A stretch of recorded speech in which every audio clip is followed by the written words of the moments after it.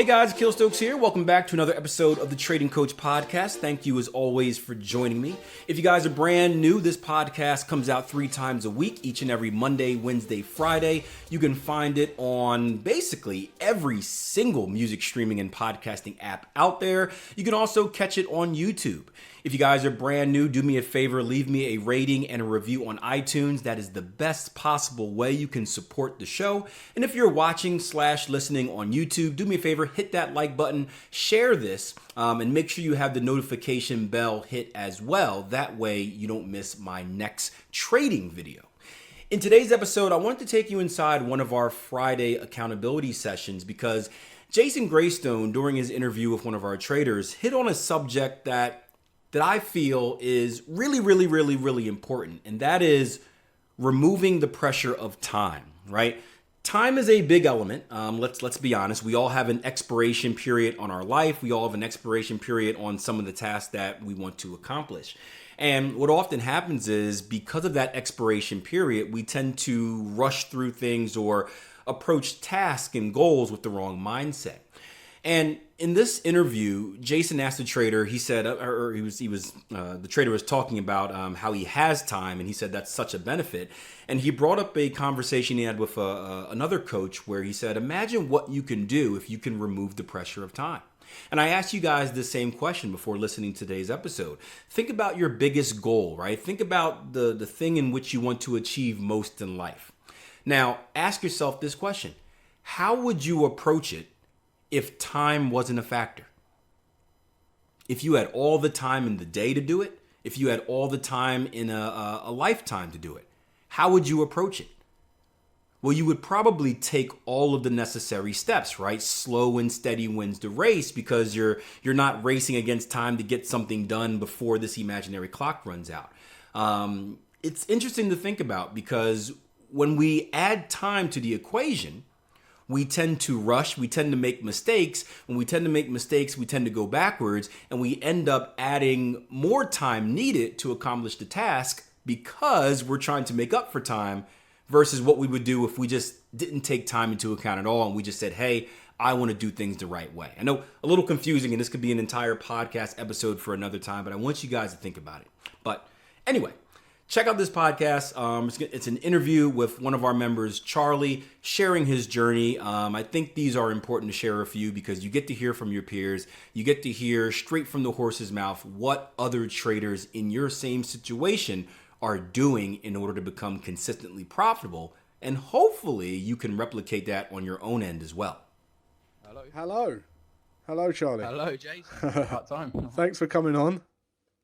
Thanks for having me. So, tell us a bit about Charlie Webb before trading.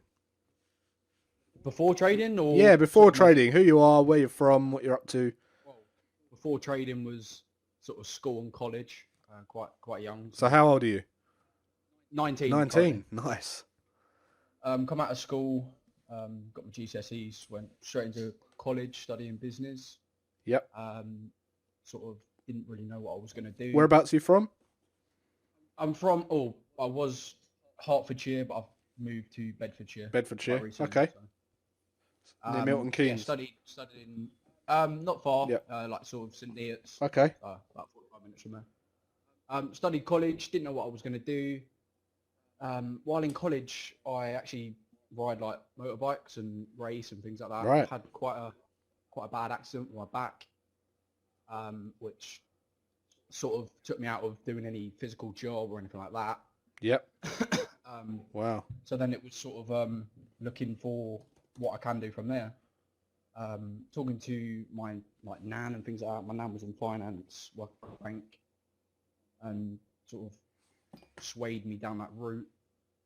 Took several courses, a lot of money my dad paid, so like trading courses and things. Yeah. wasn't what I needed. I think one of them, I went to London, studied like 3-month course. It gave me a good foundation of knowledge, but didn't put me in the direction that I really need to be with like a solid trading system, like backtest results and things like that. So Okay. that's when I found you and Akil. What from do you the, think was wrong with the or missing from the other courses? Or I just think that they wasn't helping the students develop their own systems. It was more, here's the foundation of trading, crack on, yep, do it yourself afterwards. I But get it. for me, I sort of need guidance to create these rules, back test them, forward test, demo, and then like so on, you know? Yeah, yeah. It is literally a handheld process. You can't. You're going to be out. It's like being out in the abyss. Like honestly, if you're not guided, it's very very difficult. And for me, I think rules play like a large amount of what I do in life and things like that. So I need rules to sort of do what I do. Yeah, yeah. Yeah. So I can't really knock the company that I was with, except from that's what they didn't give me. No, that's. I mean, I did a video on why courses don't work, and that was one of the reasons. It's because that there are some valuable courses out there that have sound information, but they're just thinking about the course. They're not thinking about the result for the client who's taking the course. And unfortunately, it requires more than just to hand them a box and say, "There you go." You're not. Yeah, 100%. And that's sort of.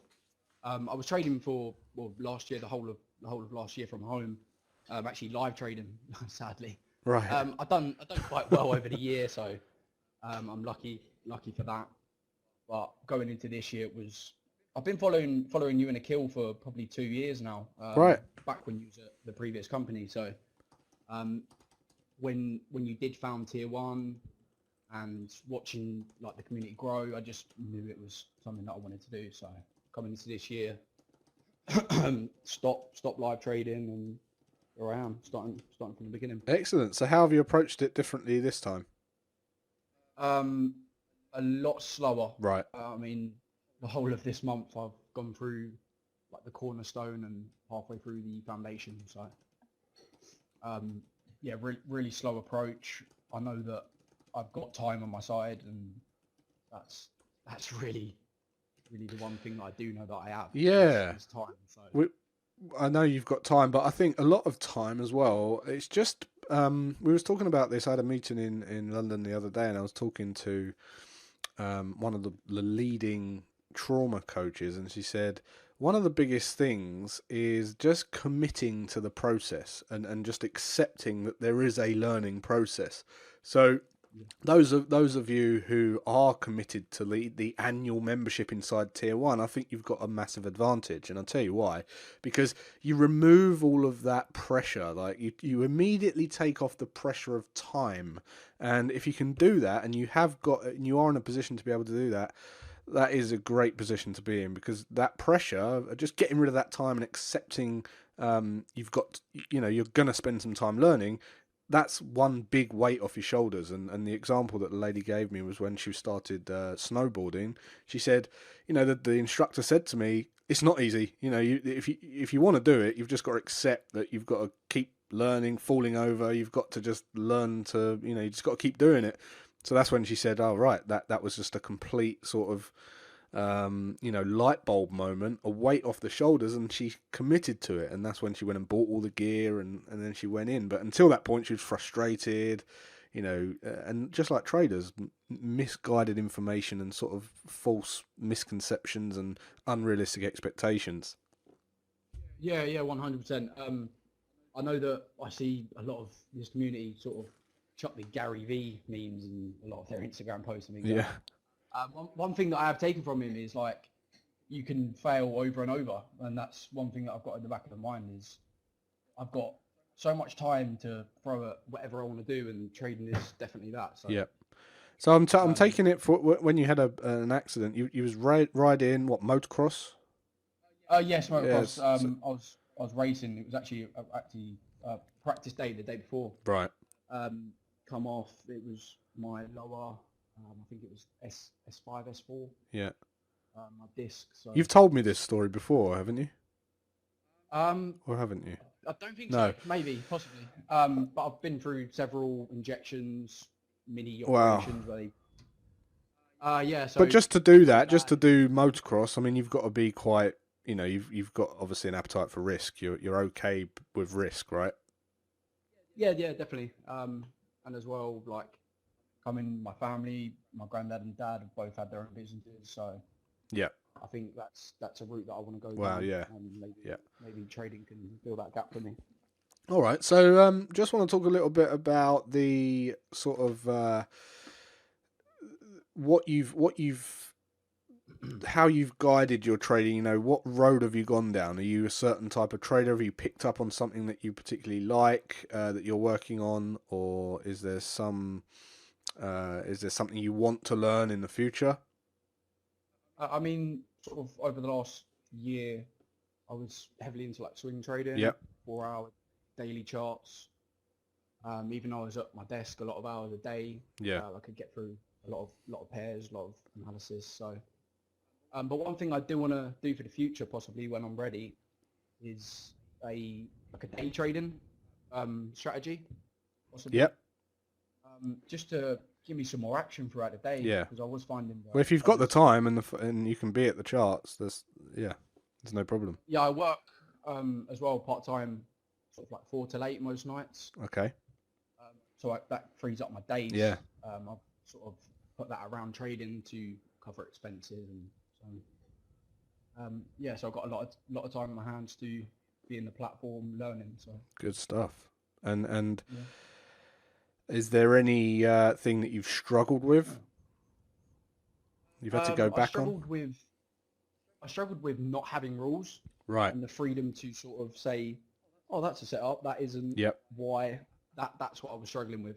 Right. But that's why I've sort of steered towards you guys, because that's what you sort of promote, is very systematic, Yeah. rules-based trading, and that's what I know that I need.